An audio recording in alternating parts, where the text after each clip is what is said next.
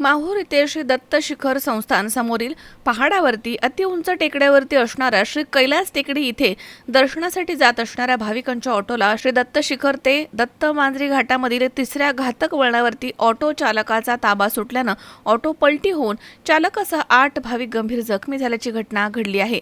सकाळी 8:30च्या सुमारास ही घटना घडली आहे। हिंगोली जिल्ह्यामधील कळमनुरी तालुक्यातल्या येळगाव तुकाराम येथील 7 भाविक ऑटो चालक गजानन नागरे यांचा ऑटो या ऑटोद्वारे माहूर गडावरील श्री कैलास टेकडीच्या दर्शनासाठी येत होते। श्री दत्त शिखराचा घाट उतरून काळा पाणी तलाव मार्ग हा श्री कैलास टेकडीच्या जवळ पडत असल्यानं घाटामधनं ते जात होते।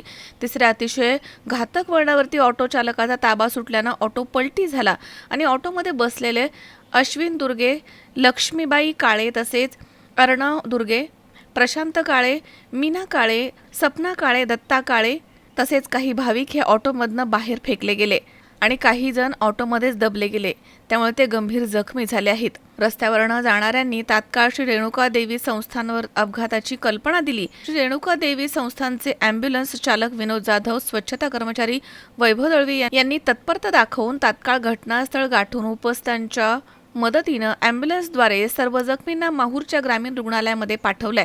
इथे वैद्यकीय अधीक्षक विपिन वाबळे यांच्यासह सर्व परिचारिका, सुरक्षा रक्षक कर्मचाऱ्यांनी त्यांच्यावरती प्रथमोपचार करून गंभीर भाविकांना पुढील उपचारांसाठी यवतमाळला हलवलंय। दरम्यान या घटनेची माहिती पोलिसांनी घेतली आहे। मजहर शेख, सी 24 तास, नांदेड।